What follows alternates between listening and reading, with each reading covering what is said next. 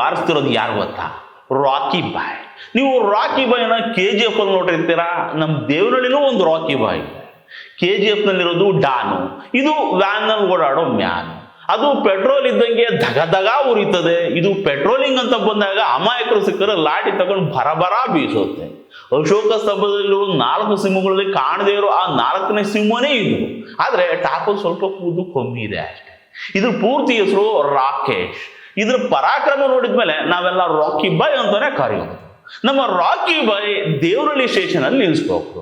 ಮೈ ಮೇಲೆ ಕಾಕಿ ಕೈಯಲ್ಲಿ ಲಾಠಿ ಇದ್ರೆ ಟೆರರ್. ಇವಾಗ ನಮ್ಮ ರಾಕಿ ಬಾಯ್ದು ಹಳೇ ವಿಡಿಯೋ ಒಂದು ವೈರಲ್ ಆಗ್ಬಿಟ್ಟಿದೆ. ಹೋದ ವರ್ಷದ್ದು ನಮ್ಮ ದೇವನಹಳ್ಳಿ ಹೈವೇನಲ್ಲಿ ಕನಮಂಗಲ ಅಂತ ಇದಲ್ಲ, ಅಲ್ಲಿ ಒಂದು ಹೈವೇ ನೆಕ್ಸ್ಟ್ ಅಂತ ಹೋಗ್ಬಿಟ್ಟು ಟೀ ಅಂಗಡಿ. ಅಲ್ಲಿ ಒಂದು ಹುಡುಗ ಕಾಫಿ ಟೀ ಬಿಸ್ಕೊತ್ತು ಚಿಪ್ಸು ಅಂತ ಏನೇನೋ ಮಾಡ್ಕೊಂಡಿತ್ತು. ಏನಾದ್ರೂ ಮಾಡ್ಕೊಳ್ಳಿ, ಟೈಮ್ ಸರಿ ಕ್ಲೋಸ್ ಮಾಡ್ಬೇಕು, ಬಾಗಿಲು ಹಾಕ್ಬೇಕು. ಎಣ್ಣೆ ಅಂಗಡಿಗಳು ಅರ್ಧ ರಾತ್ರಿವರೆಗೂ ಓಪನ್ ಮಾಡೋದು ನಡೀತದೆ. ಈ ಟೀ ಅಂಗಡಿಗಳನ್ನ ಟೈಮ್ ಸರಿ ಕ್ಲೋಸ್ ಮಾಡ್ಬಿಡ್ಬೇಕು. ಇದು ಹೈವೇ ಅಲ್ವಾ, ಲೇಟ್ ನೈಟ್ ವ್ಯಾಪಾರ ಚೆನ್ನಾಗಿರುತ್ತೆ, 2 ಕಾಸು ನೋಡ್ಬೋದು ಅನ್ನೋ ಆಸೆಗೆ ಈ ಹುಡುಗ ಟೈಮ್ ಮುಗಿದ್ಮೇಲೆ ತಗೊಂಡು ಕೂತ್ಕೊಂಡ್ಬಿಟ್ಟವನೆ. ಅಲ್ಲೇ ಜೀಪಲ್ಲಿ ರೌಂಡ್ ಹೊಡಿತಿದ್ದ ನಮ್ಮ ಸಿಂಹದ ಗಣಿ ಬಿದ್ದವನೆ. ಬಿಡುತ್ತಾ ಲಾಠಿ ಎತ್ಕೊಂಡ್ ಬಂತು ನೋಡಿ, ಮಕಾಮತಿ ನೋಡಿಲ್ಲ, ಕೊಟ್ಟಿದ್ದೆ. ಈ ಹುಡುಗ ಬಾಯ್ ಬಿಡ್ಕೊಂಡ್ಬಿಟ್ರೆ ಬಿಡ್ಬಿಡುತ್ತಾ ಹೊರಗಡೆ ಎಳ್ಕೊಂಡು ಬಂದು ಬಾರಿಸಿದ್ದೆ ನೋಡಿ. ಈ ವಿಡಿಯೋದಲ್ಲಿ ತಾಮ್ರದ ಚೊಂಬ್ ತರ ಶೈನಿಂಗ್ ಕಾಣಿಸುತ್ತಲ್ಲ, ಇದೇ ನಮ್ಮ ಸಿಂಹದ ತಲೆ. ನಮ್ಮ ರಾಕಿ ಬಾಯ್ ಹತ್ರ ಎಲ್ರಿಗೂ ಒಂದೇನೆ, ಕಳ್ಳಾದ್ರೂ ಅಷ್ಟೇ, ಕಾಪಿ ಮಾರೋನಾದ್ರೂ ಅಷ್ಟೇ. ಅಲ್ಲೇ ಬಹುಮಾನ ಕೊಡ್ತಿರುತ್ತೆ, ಇಸ್ಕೊತಿರ್ಬೇಕು. ಆಮೇಲೆ ಇಂಥ ಅಮಾಯಕರು ಸಿಕ್ಕಿದಾಗ ಸಾಕಾಗೋಷ್ಟು ಹೊಡೆದ್ಬಿಟ್ಟು ಕೈ ತೀಟೆ ತಿರ್ಸ್ಕೊಂಡ್ಬಿಡ್ಬೇಕು. ಈ ದೊಡ್ಡ ಕ್ರೈಮ್ ಮಾಡೋ ದೊಡ್ಡ ಜನರನ್ನ ಹಿಂಗೆಲ್ಲ ಮುಟ್ಟಕ್ಕಾಗುತ್ತೆ ಹೇಳಿ?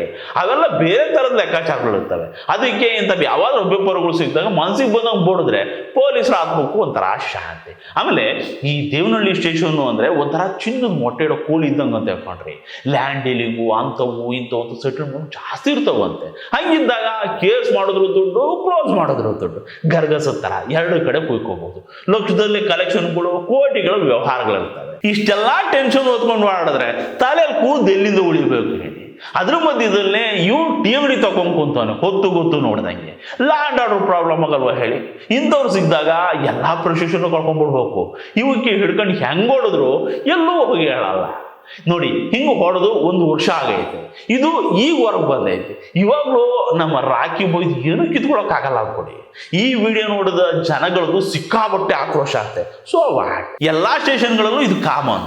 ಇಷ್ಟಕ್ಕೂ ಪೊಲೀಸರಿಗೆ ಲಾಠಿ ಕೊಟ್ಟರು ಅದನ್ನ ಜೇಬಲ್ಲಿ ಇಟ್ಕೊಂಡು ಹೊಡೋದಕ್ಕ. ಹೊಡೆಯೋ ಪೊಲೀಸನ್ನೆಲ್ಲ ಸಸ್ಪೆಂಡ್ ಮಾಡ್ಕೊಂಡು ಕೂತ್ಕೊಂಡ್ರೆ ಮುಕ್ಕಾಲ್ವಾಗ ಡಿಪಾರ್ಟ್ಮೆಂಟೇ ಖಾಲಿ ಆಗ್ಬಿಡುತ್ತೆ ಅನ್ಕೊಂಡ್ರಿ. ಯಾರಿಗೆ ಬಂತು, ಎಲ್ಲಿಗೆ ಬಂತು 47ರ ಸ್ವಾತಂತ್ರ್ಯ? ಪೊಲೀಸರ ಲಾಠಿ ಬೂಟು.